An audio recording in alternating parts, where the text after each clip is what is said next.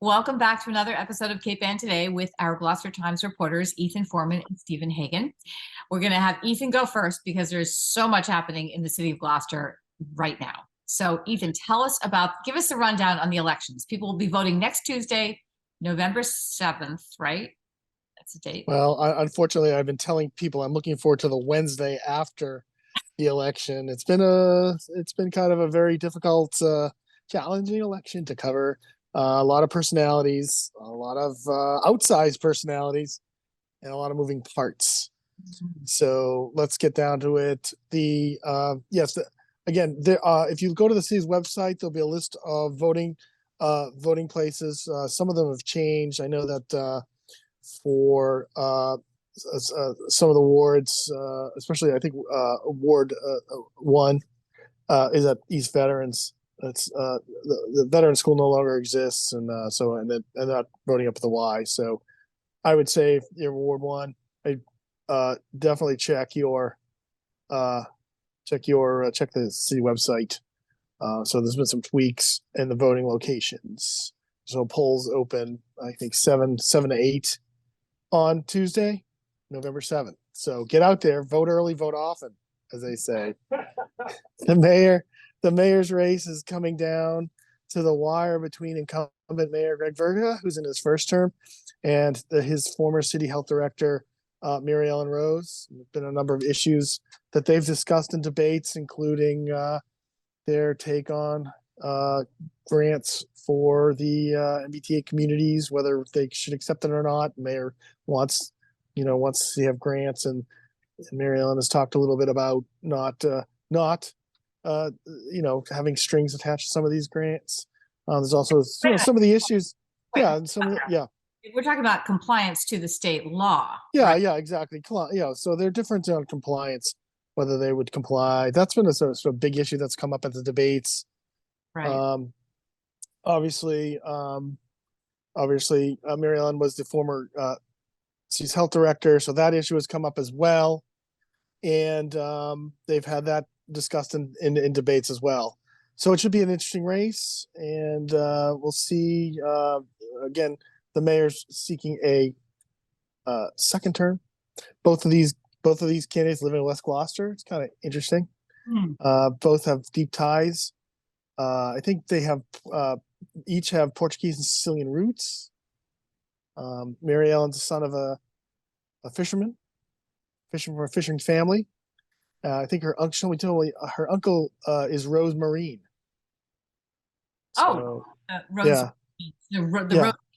I see. Yeah. Oh, interesting. Yeah. So it's family deep roots.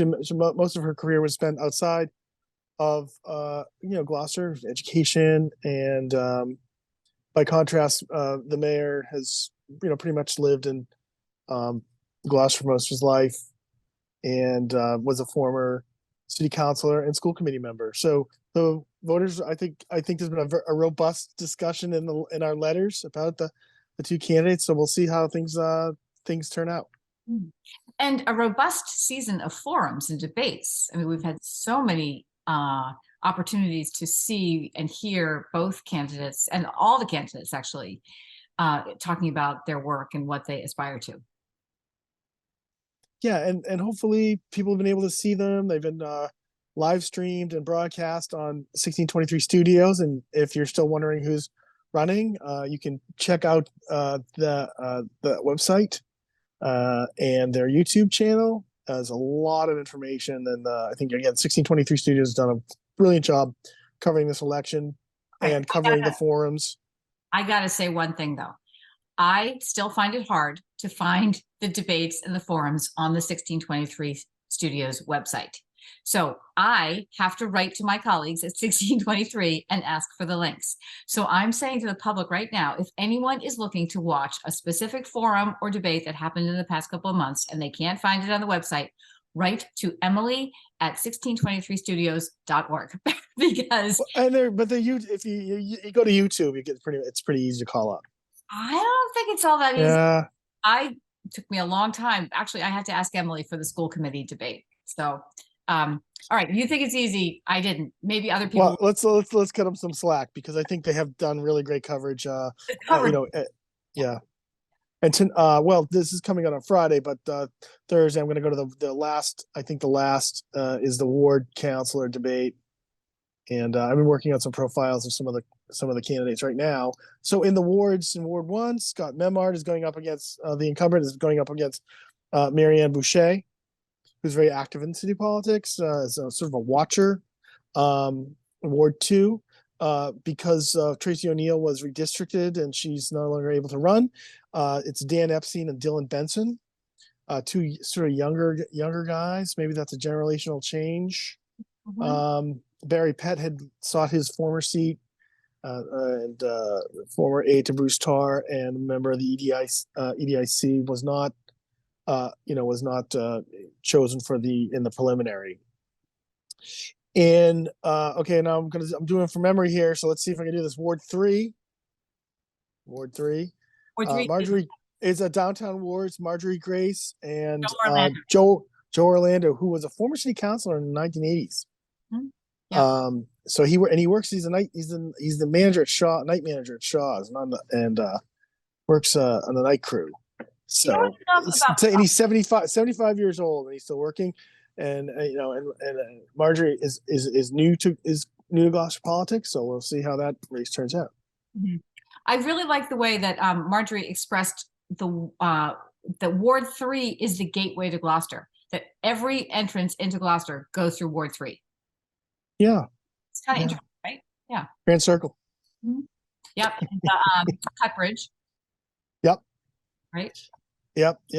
See, it definitely is the gateway. And so we have Ward 4. So a lot of moving parts in the community. There's a lot of moving parts in the community. So our incumbent Ward 4 councilor Val Gilman, who's been on the council for 8 years, former school committee member, has decided to run at large. And that also meant that Frank Marjotta, the Ward 3 councilor, had moved. He works for the Open Door, by the way. He's a farm truck manager, and so he moved into Ward 4, Lanesville, in that area, and he's running, and he's facing a challenge from Mary Pat DeRosa. So that's where that race stands. And Ward 5 is uncontested. Sean Nolan will be serving another 2-year term. And if you thought that was Councilor Elijah, you thought, no, what's going to drive people to the polls? So my editor says the at-large race. Yeah. So so again, a lot of moving parts. Val Gilman, is the council president, is running at large. Other incumbents include Jamie O'Hara, who's been on the council for 8 years. Jason Grow is running for a second term. He'd actually had a prior stint on the council. Jeff Worthley, who also had a prior stint on the council, is also running for re-election. I'm gonna miss one here and then regret it for the rest of my life. So you're gonna have to. Chris Cicaranza. Chris Cicaranza, save the best for last. Chris Cicaranza, former mayoral aide to Sfathia, and also was the acting chief of staff in Salem for a few bits to acting mayor Bob McCarthy, and was also a chief of staff in Haverhill as well. So communications guy. And Tony Gross, a longtime member of the Gloucester School Committee, was on the Waterways Board forever, commercial fisherman, and person who was in the construction trades, and was an assistant manager at the wastewater treatment plant. So very, very experience there. And of course, Val Gilman was on the school committee, had a long stint on the school committee as well. So I would not handicap this race. I think I couldn't tell you. It'd be very interesting. And then, okay, now save the best for last. Or Tracy O'Neill, 11th hour, is running a sticker campaign. She had run for mayor in the preliminary. She didn't make it through, but I feel like she wants to add her voice to the city. Has been an outspoken opponent of the MBTA communities zoning. and is mounting a sticker campaign. So it's going to be a long night, Heather. It is, and we will be together, Ethan. We We will will. It's covering. we anticipate the inner wards will probably come in first. Yeah. Then probably the mayor, and the at large is difficult because they have to count all those by hand, write-ins. Oh yeah, right. So if it's close, you remember it's pick four. Mhm. Right. So it could. I mean, Yeah, it could be really close. Yeah, it could be close on a late night. Yeah, exactly. So that sticker campaign, people receive stickers from Tracy O'Neill and they stick them on the ballot. Is that what they do? Yeah, you can get stickers, and I think I guess they're around town, and you can email her, and I think we had her email in the paper, or you can just write her in. You Oh, can actually just write her. You can just write her in. Sticker campaign, but you can actually just write it. It's a write-in candidate. okay. So you'll see everyone listed that says write-in. You can just write in her name, Tracy J. O'Neill. Yeah, so those will. I'm not advocating for. I'm just saying if you want to do that, you can write in anybody you want. You can write me and don't write me, and I don't live in town. Right, right. Well, do you want to run through school committee really quickly? Oh yeah, I'm sorry. I apologize. School committee.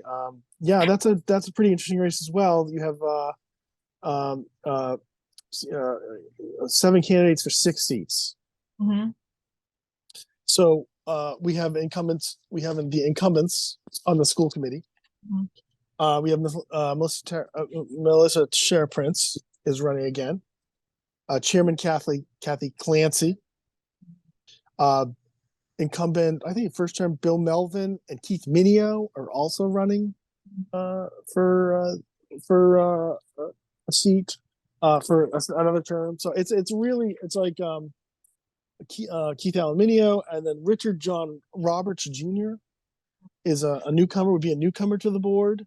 No, with he's on the board. He's on the school. Richard John Roberts Jr. would be a newcomer to the board. I thought he was on the committee. No, he's not. No, he's a newcomer. Would be a newcomer if he's elected. And also another newcomer is Jeremy McKean, who's an educator. He's an educator, Ellen teacher. Okay, all right. So and then so you have, and then Laura. Let's not forget Laura Wiesen. Yeah. Her husband's Rabbi Steve Lewis. Yeah, she's running again. So it's basically almost the entire school committee except Samantha Watson has declined to run, and then you have 2 challengers. Right. So seven for 6 seats. So it's kind of a musical chairs. Robert last time. That's why I'm confused. I think, right? Yeah, he had run in the past. Right. Okay. So yeah, sorry about that. So my apologies to the school committee. It's all important. Everyone get out and vote. Yeah. All right. Well, let's listen to Stephen before we run out of time. But thank you for that. And I'll see you on election night. We will be in Kairou's auditorium together covering the whole thing. Yeah. And we're going to rest up for that. So, but good luck to all the candidates. All right, Stephen. Yes. Hello, Heather. Hi. You have news out of Rockport. Yeah, I don't have a lot of hard, gripping news, but I have a few features that are pretty cool. Some hard news. The first one is a performance by kids from Rockport School Department of Xanadu. Xanadu is a play that's based on the film by the same name with Olivia Newton-John and I believe Gene Kelly, 2 people that are gone now, but I really admire both of them. I've never seen the film Xanadu, but apparently it really plays well as a play on stage. So that's taking place on Friday, November 3rd, Saturday the 4th, and at 7 o'clock. Then on Sunday, there's a matinee at 2 o'clock. The suggested donation is $10 at the door. Certainly a bargain. Having a daughter who's a performer, I know that I used to go to every single production of every show she's ever been in, but it's gotten to the point right now that they're pricey. Tickets are pricey. So $10 is a pretty nice thing. Also in Rockport, I missed this last year, but apparently the history at this time of year is searching for a tree that is put up at the Dock Square. as the town's Christmas tree. They're looking for a 25 to 30-foot spruce tree. There's a Mhm. picture of it right there Yeah. from previous tree. So Chuck Osmond with the DPW, he's going out. He's actually going out. He went out yesterday to find a tree. It's just residents who have pine trees that want to donate them. And many, he said, sometimes there are great, beautiful trees that would be perfect, but he said it's kind of hard to get to them. They have to be accessible. They have to be close enough that, I'm sorry. I'm looking around if I have anything. I don't. So I have a bush, no Oh. trees, but I could offer a little bush. By the way, that reminds me. Chuck said he's seen his fair share of Charlie Brown trees Oh, I'm sure. that didn't make it. Yeah. That didn't make the cut, so to speak. Always Get a it? beautiful tree. Get it? It didn't make the cut. Well, it's always spectacular, that Rockport Christmas tree, I have to say. Another also in Rockport, there was this was on Tuesday. There was a dryer fire. It's doesn't sound that sexy of a story, but it was pretty cool because this was on Granite Street, 149 Granite Street. This dryer in the residence home caught fire, and the resident was able to escape and get out of the house. Is there any damage besides that dryer? There was some damage to the house, but I didn't get the actual estimate of that from the Rockport fire. And do we know But, what caused the dryer fire? Pardon me, what caused it? Was it lint? The heating element. I was just told the heating element just sparked the fire, and that's what caused that. More argument for clotheslines. Pardon me? That's an argument for a clothesline. Yeah, and an argument for taking the lint out of the dryer. I mean, I'm not saying that was the reason in this case, but often that's an issue that we should all pay attention to get that out of the dryer. Another accident, or an accident, I should say, in Manchester by the Sea. This took place on Wednesday. It was a head-on collision. It sounds awful. The crash looks bad, but unfortunately, there were only minor injuries. But the hook on this story was the first formal use of the emergency plug. One of the vehicles was an electric vehicle. And what the plug does, but it's that yellow handheld device that goes in, it gets plugged into the car. Yeah. Looks like a fire. It looks like a gas nozzle. It's like it's getting charged.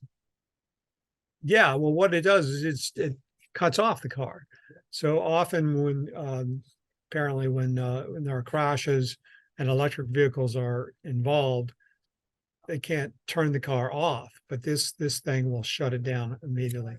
And according to the chief, the fire chief, Chief James McNeely, worked like a charm. I remember when you told us that Manchester purchased those tools. They purchased one. They got one several weeks ago. It costs about $950, according to what McNeely told me when they got it. Huh. Well, it worked. That's great. Good to know. Yeah, and the good news is the people that were in the car were okay. I mean, they were, at least one had minor injuries, but nothing serious. Yeah. Well, and no one injured in the dryer fire, so all good there. As far as I know that a homeowner was able to escape. Okay, all right. Well, thank you guys, and You're very welcome. Yeah, and I know we will see each other next week, and there'll be lots of news to report. So a lot of that news will be Ethan's, but Stephen, you keep writing, and we'll keep reading. I certainly will. Heather, it was a pleasure as usual. Take care. Take care of your pets, and I will. Yeah. Have a nice Thursday. Okay, and Ethan, I will see you on Tuesday, and we do wish all the candidates the best of luck. All right, take care, you guys. Bye.